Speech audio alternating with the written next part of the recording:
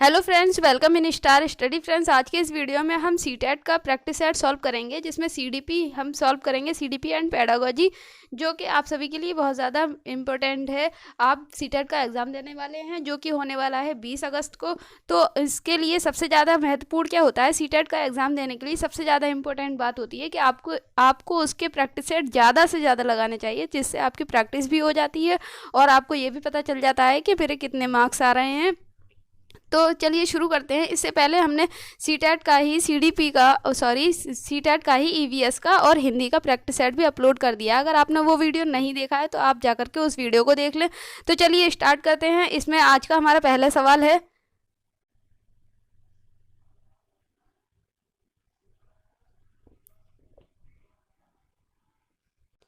लेव वायोगोत्स्की के समाज संरचना सिद्धांत में दृढ़ विश्वास रखने वाले शिक्षक के नाते आप अपने बच्चों के आकलन के लिए निम्नलिखित में से किस विधि को वरीयता देंगे। वरीयता मतलब किसको इम्पोर्टेंस देंगे। लेव वायोगोत्स्की की बात हो रही है यहाँ पे। जब भी हम सीटेट के एग्जाम की तैयारी कर रहे होते हैं तो हमें लेव वायोगोत्स्की और जीन पियाजे, इन दो मनोवैज्ञानिकों को ध्यान में रखना है और इनकी ए टू जेड सारी नॉलेज ले लेना है, क्योंकि इनसे क्वेश्चन चाहे हिंदी हो, चाहे बाल विकास हो या ईवीएस हो, सभी में इनसे क्वेश्चन जरूर बनता है सीटेट के एग्जाम में। तो इन दोनों मनोवैज्ञानिकों को अच्छी तरह से पढ़ लेना। तो यहाँ पे देखते हैं, इन्होंने कहा है कि लेव वायोगोत्स्की के समाज संरचना सिद्धांत उनका कौन सा है कि मैं दृढ़ विश्वास रखने वाले शिक्षक के नाते, मतलब आप ये मानते हैं कि लेव वायोगोत्स्की जो है वो बच्चे की समाज संरचना के बारे में बात करते हैं, तो उसके नाते आप आकलन के लिए निम्नलिखित में से किस विधि को वरीयता देंगे। सहयोगी प्रोजेक्ट को देंगे, या मानकीकृत परीक्षण को, या तथ्यों पर आधारित प्रत्यास्मरण के प्रश्न, या वस्तुपरक बहुविकल्पी प्रकार के प्रश्न। तो किस पर आप ज़्यादा ध्यान देंगे। आप सामाजिक संरचना के बारे में बात कर रहे हैं, तो सामाजिक संरचना किस में हो सकती है। सहयोगी प्रोजेक्ट जो बनाएगा बच्चा, उसमें सामाजिक संरचना हो सकती है। मानकीकृत मतलब एक बच्चे के बारे में बात हो रही है, और प्रत्यास्मरण प्रश्न और बहुविकल्पी प्रश्न, ये भी सिंगल चीज़ों में जा रहे हैं। तो ये तीनों ऑप्शन गलत हो जाएंगे। यहाँ पे ऑप्शन नंबर ए ठीक हो जाएगा। तो चलिए अगले सवाल पे चलते हैं। यहाँ पर अगला सवाल दिया गया है कि अपनी कक्षा की वैयक्तिक भिन्नताओं से निपटने के लिए शिक्षक को चाहिए कि शिक्षण और आकलन के समान और मानक तरीके हों।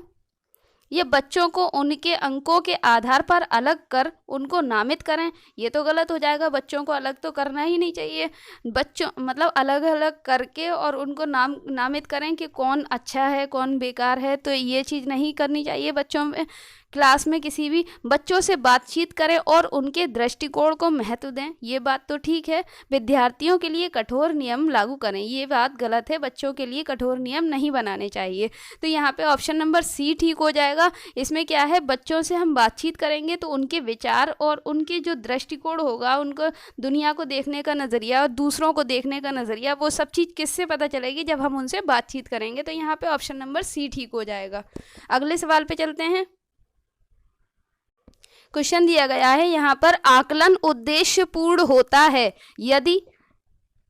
आकलन हमने पिछले वीडियो में बताया था। आकलन क्या होता है, किसी के बारे में देखना और उसमें क्या कमी क्या ज़्यादा कैसा क्या चल रहा है, वो सब चीज़ जो होती है वो आकलन में आ जाती है। तो आकलन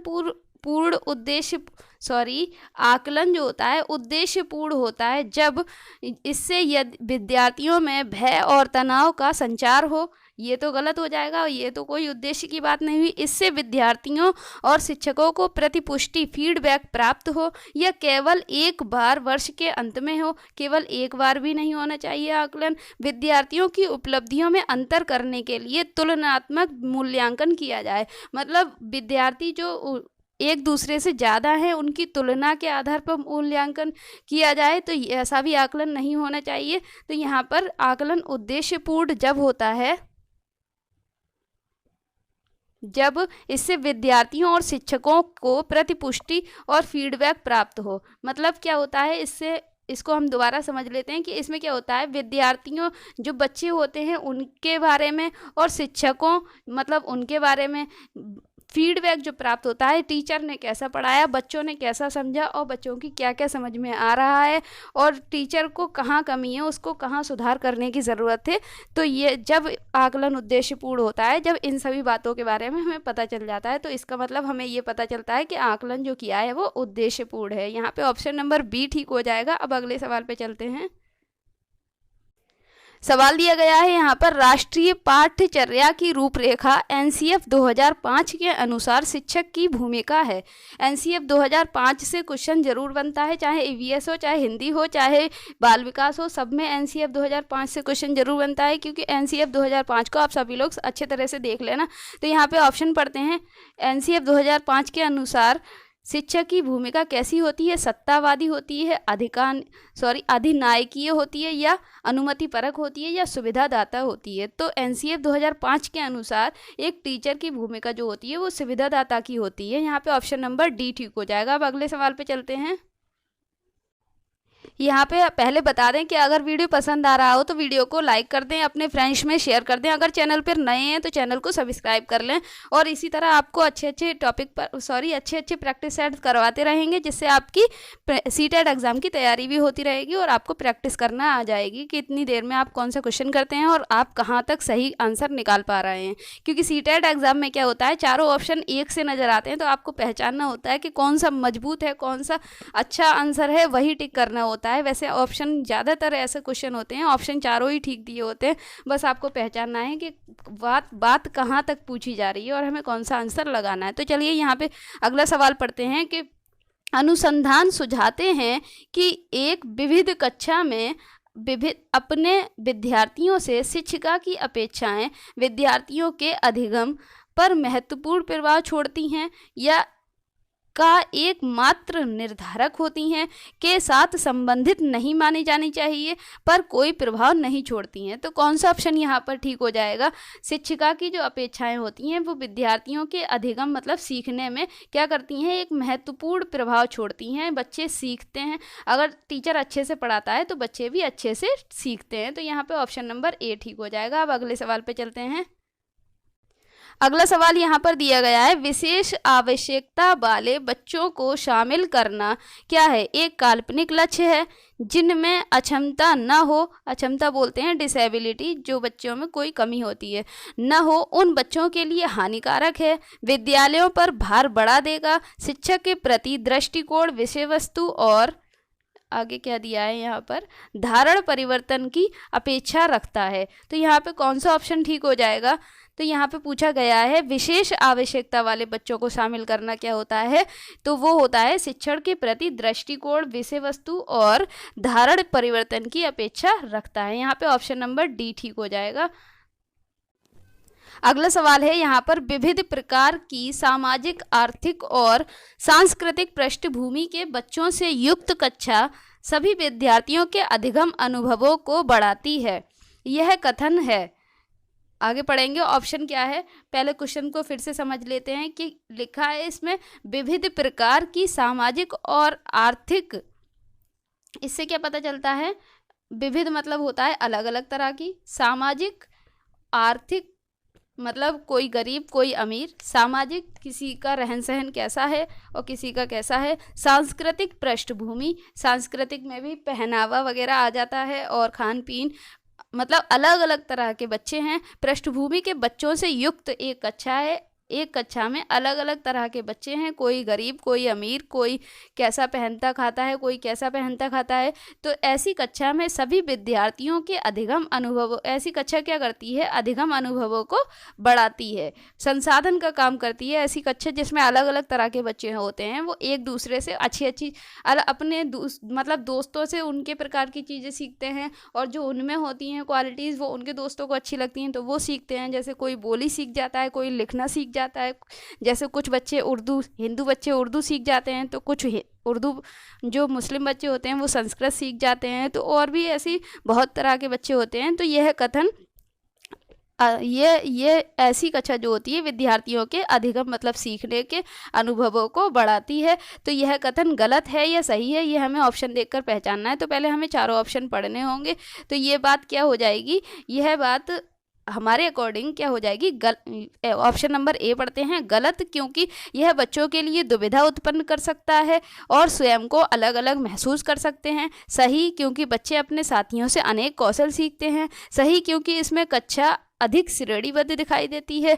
या गलत, क्योंकि यह अनावश्यक स्पर्धा की ओर ले जाता है। तो अभी हमने बताया यह कथन, ये जो ऐसी कक्षा होती है वो अनुभवों, विद्यार्थी के सीखने के अनुभवों को बढ़ाती है। इसका मतलब यह बात सही है। और यह बात सही है क्योंकि बच्चे जो होते हैं अपने साथियों से अनेक प्रकार के कौशल सीखते हैं। कोई अच्छे अच्छे गेम सीखते हैं, कोई लिखना सीखते हैं, कुछ दूसरी भाषा लिखना सीखते हैं, कुछ बच्चे अलग अलग भाषाएं बोलना सीख जाते हैं। तो यहाँ पर ऑप्शन नंबर बी ठीक हो जाएगा। अब अगले सवाल पे चलते हैं। अगला सवाल यहाँ पर दिया गया है कि सुनने में असमर्थ बच्चा, जो सुन नहीं पाता है, ऐसा बच्चा श्रवण असमर्थता वाले बच्चों के विद्यालयों में ही भेजा जाना चाहिए, नियमित विद्यालय में नहीं। यह केवल अकादमिक शिक्षा में लाभ नहीं उठा पाएगा, उसे उसके स्थान पर व्यावसायिक शिक्षा देनी चाहिए। नियमित विद्यालय में बहुत अच्छा कर सकता है यदि उसे उपयुक्त सुविधा और साधन उपलब्ध कराए जाएं। नियमित विद्यालय में अपने सहपाठियों के समान कभी प्रदर्शन नहीं कर सकेगा। तो ऐसा नहीं है, वह सिर्फ सुनने में ही तो असमर्थ है, बाकी और तो उसमें और भी क्वालिटीज़ तो हो सकती हैं। तो उसे कैसे स्कूल में भेजा जाना चाहिए? तो सबसे पहले एक तो केवल वाला क्वेश्चन ऑप्शन गलत हो जाएगा।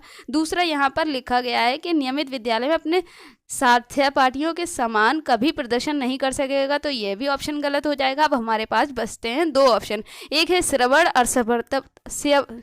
असमर्थता वाले बच्चों के विद्यालय में ही भेजा जाना चाहिए। तो ये बोल रहा है जहाँ पे बच्चे बहरे बच्चे ही पढ़ते हों ऐसे स्कूल में भेजा जाना चाहिए, तो ये बात भी गलत हो जाएगी। तो यहाँ पे ऑप्शन नंबर सी ठीक हो जाएगा। नियमित विद्यालय में बहुत अच्छा कर सकता है, क्योंकि जहाँ पर रोज़ बच्चे आते हैं और अलग बोलते हैं, सीखते हैं, तो वह सुन ही तो नहीं सकता, बाकी और क्वालिटीज़ तो कर सकता है और उसमें एक्टिविटीज़ तो कर सकता है वो। तो यहाँ पे ऑप्शन नंबर सी ठीक हो जाएगा कि नियमित विद्यालय में बहुत अच्छा कर सकता है यदि उसे उपयुक्त सुविधा और साधन उपलब्ध कराए जाएं। तो यहाँ पे ऑप्शन नंबर सी ठीक है। अब अगले सवाल पे चलते हैं। सवाल है यहाँ पर, निम्नलिखित में से कौन सी विशेषता प्रतिभावान शिक्षार्थी की है? ऐसी कौन सी क्वालिटी है जो प्रतिभावान विद्यार्थी की है? यहाँ पे पढ़ते हैं, वह आक्रामक और कुंठित हो जाता है। प्रतिभावान बच्चा ऐसा नहीं होता है, और ये ऑप्शन तो गलत हो गया। दूसरा है, यदि कक्षा की गतिविधियाँ अधिक चुनौतीपूर्ण नहीं होती हैं तो वह कम प्रेरित अनुभव करता है और ऊब जाता है। तो और अगला है, वह बहुत ही तुनक मिजाज होता है, तो यह ऑप्शन भी गलत हो जाएगा। वह रस्मी व्यवहार करता है, जैसे हाथ थपथपाना, डोलना आदि, तो यह भी गलत हो जाएगा। ऑप्शन नंबर बी क्यों ठीक है यहाँ पर, तो इसको समझ लेते हैं। यदि कक्षा में जो बच्चा प्रतिभावान होता है, पढ़ने में, लिखने में और भी एक्टिविटीज़ में इंटरेस्टेड होता है, तो क्या होता है, अगर क्लास में पढ़ाई नहीं हो रही है या क्लास में टीचर पढ़ाना नहीं चाह रहा है, तो वह कैसा हो जाता है, वह ऊब जाता है, वह बेकार महसूस करने लगता है और उसको पढ़ने का या और भी एक्टिविटीज़ करने का मन करता है। तो यहाँ पे ऑप्शन नंबर बी ठीक हो जाएगा। प्रतिभावान विद्यार्थी की यह विशेषता होती है। अब अगले सवाल पे चलते हैं। अगर वीडियो पसंद आ रहा हो तो वीडियो को लाइक कर देना, और चैनल पर नए हैं तो चैनल को सब्सक्राइब कर लें। सवाल है यहाँ पर, एक शिक्षिका अपनी प्राथमिक कक्षा में प्रभावी अधिगम को बढ़ा सकती है?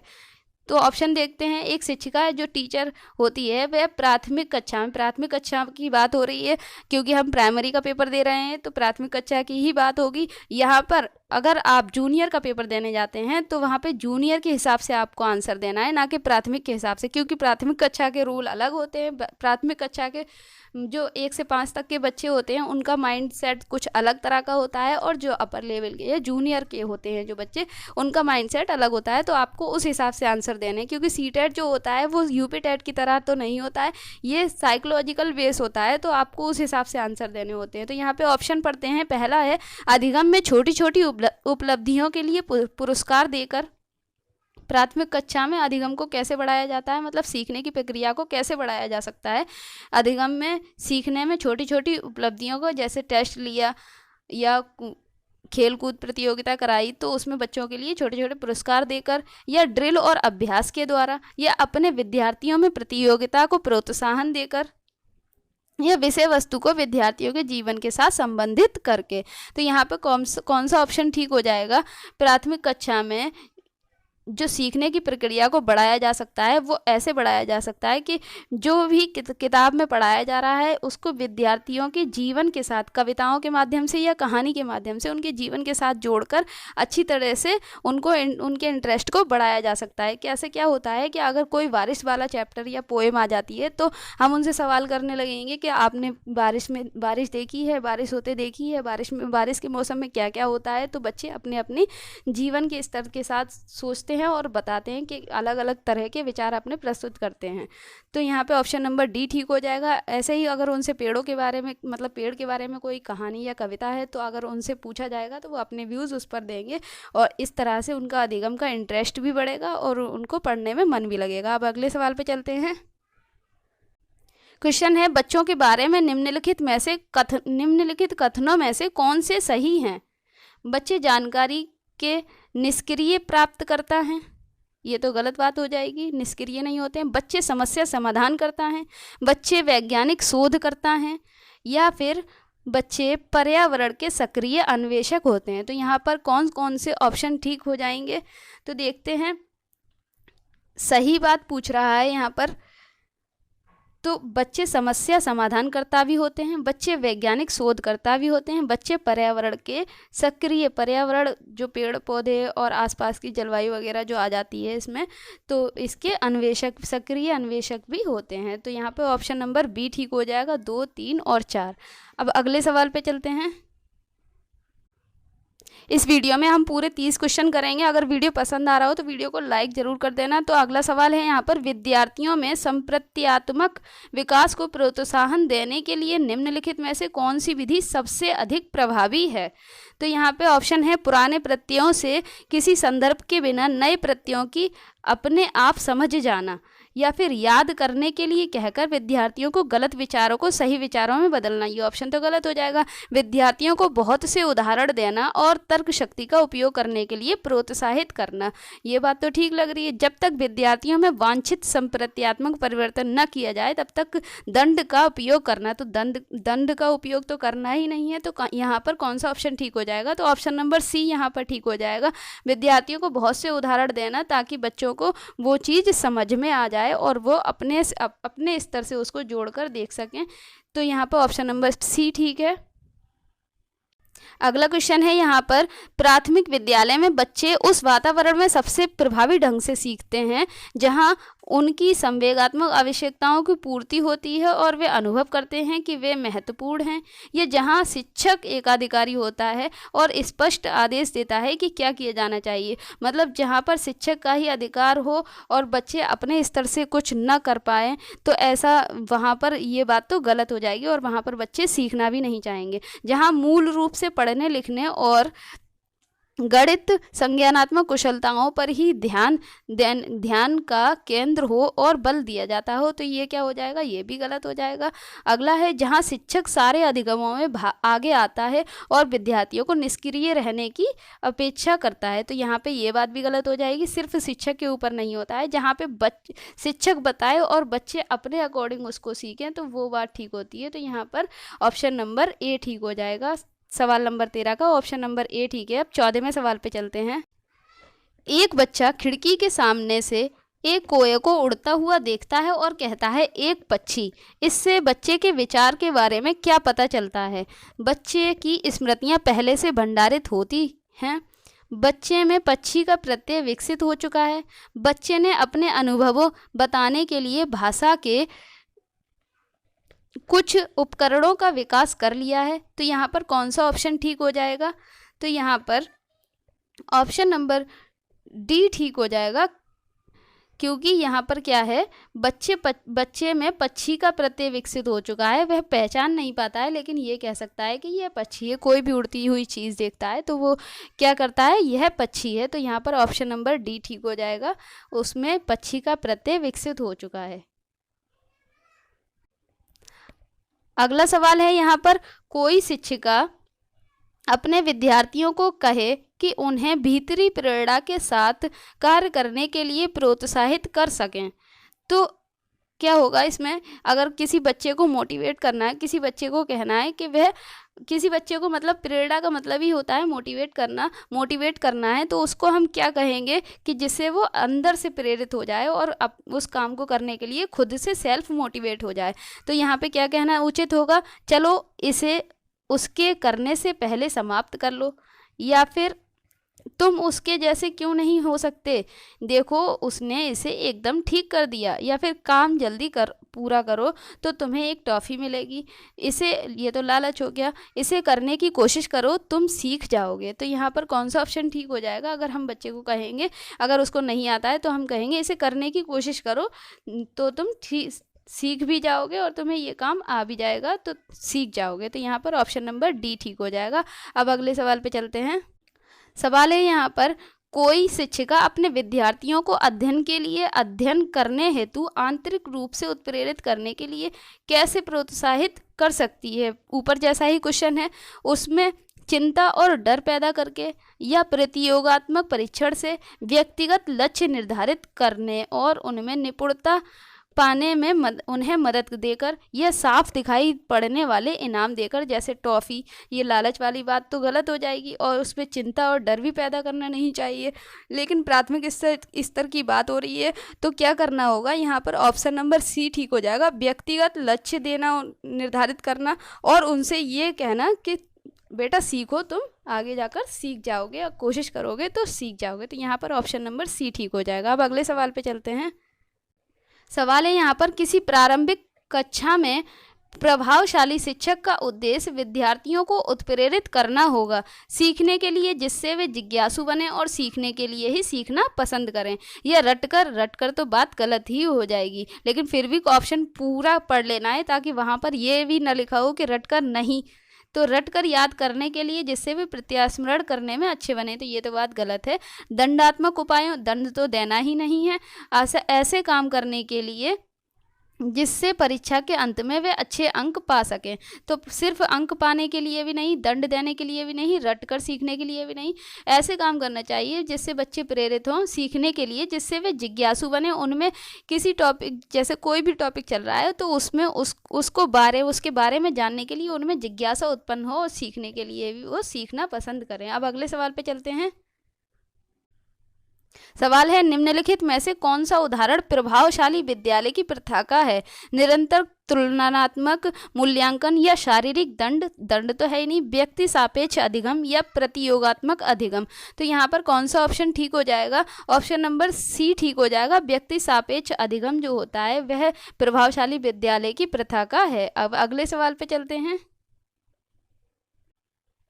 सवाल है यहाँ पर, विकास का सिर पदाभिमुख मतलब सिर से पैर की ओर दिशा सिद्धांत व्याख्या करता है कि विकास किस प्रकार आगे बढ़ता है, सामान्य से विशिष्ट की ओर, भिन्न से एकीकृत की ओर, सिर से पैर की ओर, या ग्रामीण से शहरी क्षेत्र की ओर। तो यहाँ पर सीधा है, सिर से पैर की ओर सिर पदाभिमुख दिशा सिद्धांत का व्याख्या करता है। ऑप्शन नंबर सी यहाँ पर ठीक हो जाएगा।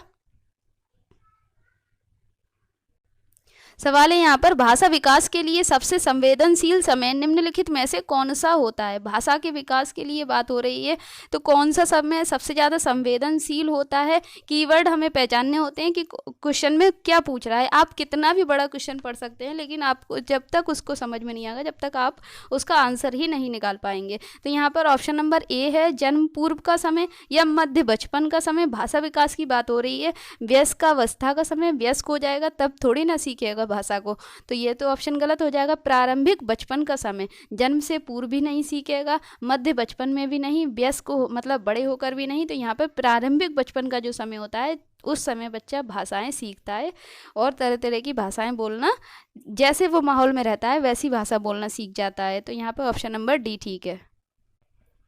अब सवाल है यहाँ पर, एक 6 वर्ष की लड़की खेल कूद में असाधारण योग्यता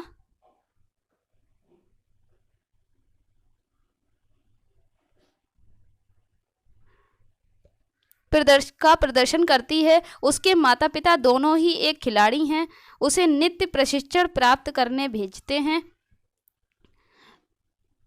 और सप्ताहांत में उसे प्रशिक्षण देते हैं, बहुत संभव है कि उसकी क्षमताएं निम्नलिखित दोनों के बीच परस्पर प्रतिक्रिया का परिणाम होंगी। तो यहाँ पे पहले क्वेश्चन को ठीक से समझ लेना है। एक 6 वर्ष की लड़की है और खेल कूद में जो है वो असाधारण योग्यताएं प्रदर्शन करती है, तो क्या होता है, उसके माता पिता उसे ट्रेनिंग सेंटर भेज देते हैं रोज वाले में, और फिर हफ्ते पर उसको प्रशिक्षण देते हैं।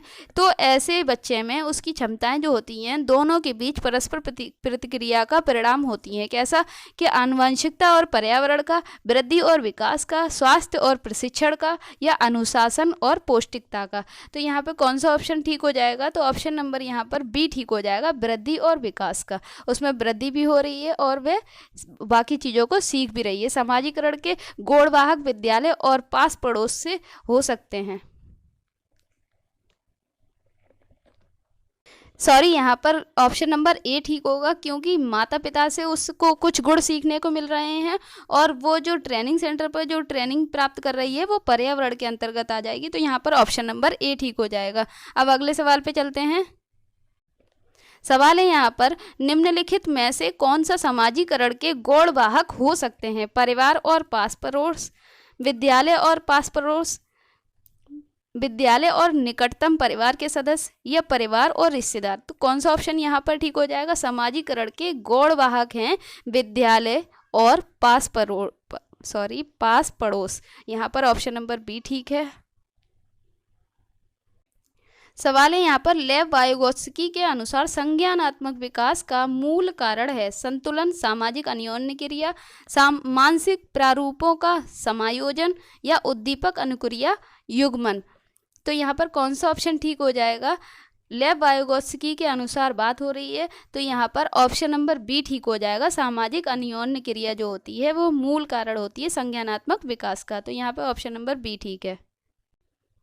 सवाल है यहाँ पर, किसी बच्चे को दिया गया विशिष्ट उत्तर कोहलबर्ग के नैतिक तर्क के सोपानों की विषय वस्तु के किस सोपान के अंतर्गत आता है? कोहलबर्ग ने जो भी नैतिक नियम दिए हैं आपको वो सभी नैतिक नियम देख लेने हैं। तो यहाँ पे आगे बोलता है कि यदि आप ईमानदार हैं तो आपके माता पिता आप पर गर्व करेंगे, इसके लिए आपको ईमानदार रहना चाहिए। तो ये कोहलबर्ग के अनुसार किस में आता है? दंड आज्ञाकारिता अनुकूलन में, या सामाजिक संकुचन अनुकूलन में, या अच्छी लड़का या अच्छा लड़की अनुकूलन में, कानून और व्यवस्था अनुकूलन में। तो कौन सा ऑप्शन यहाँ पर ठीक हो जाएगा?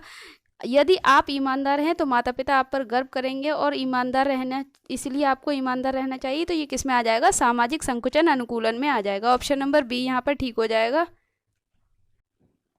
अगला सवाल है, जीन पियाजे के अनुसार अधिगम के लिए निम्नलिखित में से क्या आवश्यक है?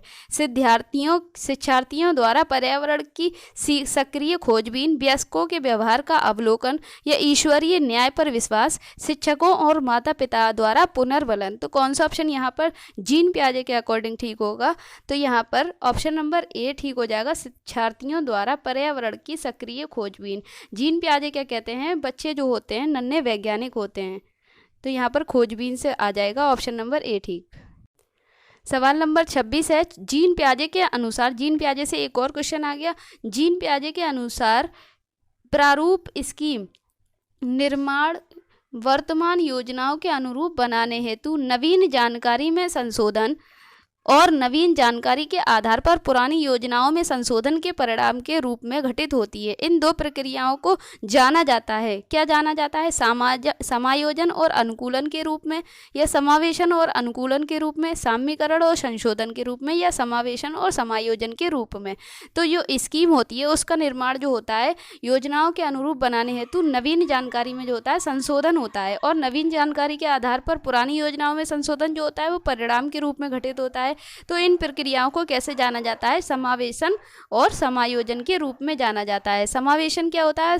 नवीन जानकारी में संशोधन जो होता है वो समायोजन होता है, नई जानकारी में कोई संशोधन किया जाता है वो समायोजन होता है, और नई जानकारी के आधार पर पुरानी योजना में जो संशोधन होता है वो समावेशन होता है। ऑप्शन नंबर डी यहाँ पर ठीक है।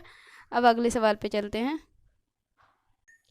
अगला सवाल है यहाँ पर, किसी प्रगतिशील कक्षा की व्यवस्था में शिक्षक एक ऐसे वातावरण को उपलब्ध कराकर अधिगम को सुगम बनाता है। कैसा वातावरण होना चाहिए? खोज को प्रोत्साहन देना, नियामक हो या समावेशन को हतोत्साहित करना। हतोत्साहित तो करना ही नहीं है। आवृत्ति को बढ़ावा देता है। तो यहाँ पर कौन सा ऑप्शन ठीक हो जाएगा?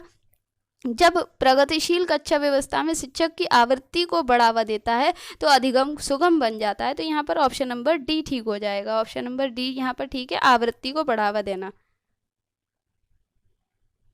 यहाँ हार्वर्ड गार्डनर से एक क्वेश्चन आ गया है। हार्वर्ड गार्डनर का बहुबुद्धि सिद्धांत जो है वो क्या बताता है? हर बच्चे को प्रत्येक विषय 8 भिन्न तरीकों से पढ़ाया जाना चाहिए ताकि सभी बुद्धियाँ विकसित हों। यह बुद्धि को केवल बुद्धि लब्धि IQ परीक्षा से ही निर्धारित किया जा सकता है। यह शिक्षक को चाहिए कि विषय वस्तु का वैकल्पिक विधि से पढ़ाने के लिए बहुविधियों को एक रूपरेखा की तरह ग्रहण करें। यह क्षमता भाग्य और एक अवधि के भीतर नहीं बदलती है। तो कौन सा ऑप्शन यहाँ पर ठीक हो जाएगा? तो ऑप्शन नंबर यहाँ पर सी ठीक हो जाएगा। शिक्षक को चाहिए कि विषय वस्तु का वैकल्पिक विधियों से पढ़ाने के लिए बहुविधियों को एक रूपरेखा की तरह ग्रहण करें। यहाँ पर ऑप्शन नंबर सी ठीक हो जाएगा। अब अगले सवाल पे चलते हैं। आपके अकॉर्डिंग आंसर कोई भी ठीक हो, लेकिन आपको राइटर का नाम ध्यान रखना है। जिस राइटर के जिस मनोवैज्ञानिक के अकॉर्डिंग क्वेश्चन पूछा गया है तो आपको उस मनोवैज्ञानिक के अकॉर्डिंग ही आंसर देना है। तो यहाँ पे अगला सवाल है, कोई 5 साल की लड़की एक टी-शर्ट को तय करते हुए अपने आप से बात करती है। लड़की द्वारा प्रदर्शित व्यवहार के संदर्भ में निम्नलिखित में से कौन सा कथन सही है? अगर कोई बच्ची अपना काम करते हुए अपने आप से ही बातें करती है तो ये कौन सा नियम है? तो यहाँ पे पढ़ेंगे जीन पियाजे और लेव वाइगोत्स्की इसकी व्याख्या बच्चे के विचारों को अहम केंद्रित प्रकृति के रूप में करेंगे, या जीन पियाजे इसे अहम केंद्रित भाषा कहेंगे और लेव वाइगोत्स्की इसकी व्याख्या बच्चे के द्वारा निज भाषा के से अपनी क्रियाओं को नियमित करने के प्रयासों के रूप में करेंगे, या फिर जीन पियाजे इसकी व्याख्या सामाजिक अन्योन्य क्रिया के रूप में करेगा और लेव वाइगोत्स्की इसे खोजबीन मानेगा। खोजबीन तो है ही नहीं। जीन पियाजे और लेव वाइगोत्स्की इसकी व्याख्या बच्चे के द्वारा अपनी माँ के अनुकरण के रूप में करेंगे। तो यहाँ पे कौन सा ऑप्शन ठीक हो जाएगा? तो यहाँ पे ऑप्शन नंबर बी ठीक हो जाएगा। जीन पियाजे ऐसे बच्चे की भाषा को अहम केंद्रित भाषा कहते हैं और लेव वाइगोत्स्की क्या कहते हैं कि बच्चे द्वारा निजी भाषा के रूप में अपनी प्रक्रियाओं को नियमित करने के प्रयास, बच्चा जो है अपनी भाषा को नियमित करने के लिए प्रयास कर रहा है और उसको अपने आप को बाहर, अपनी बातों को बाहर लाने की कोशिश कर रहा है। और जीन पियाजे कहते हैं ये कैसी भाषा है? अहम केंद्रित भाषा है। तो यहाँ पर ऑप्शन नंबर बी ठीक हो जाएगा। अब अगले सवाल पे चलते हैं। इस वीडियो का आखिरी क्वेश्चन है। अगर वीडियो पसंद आया हो तो वीडियो को लाइक कर देना, अपने फ्रेंड्स में शेयर कर देना। यहाँ पे लास्ट क्वेश्चन है, लिंग है। लिंग क्या है? जैविक सत्ता है, शारीरिक संरचना है, सहज गुण है या सामाजिक संरचना है? तो कौन सा ऑप्शन यहाँ पर ठीक हो जाएगा? लिंग क्या है? तो लिंग एक जैविक सत्ता है। यहाँ पे ऑप्शन नंबर ए ठीक हो जाएगा। तो अब इसके बाद अगर आपको वीडियो पसंद आए हो तो वीडियो को लाइक कर देना, चैनल को सब्सक्राइब कर लेना, अपने फ्रेंड्स में शेयर कर देना।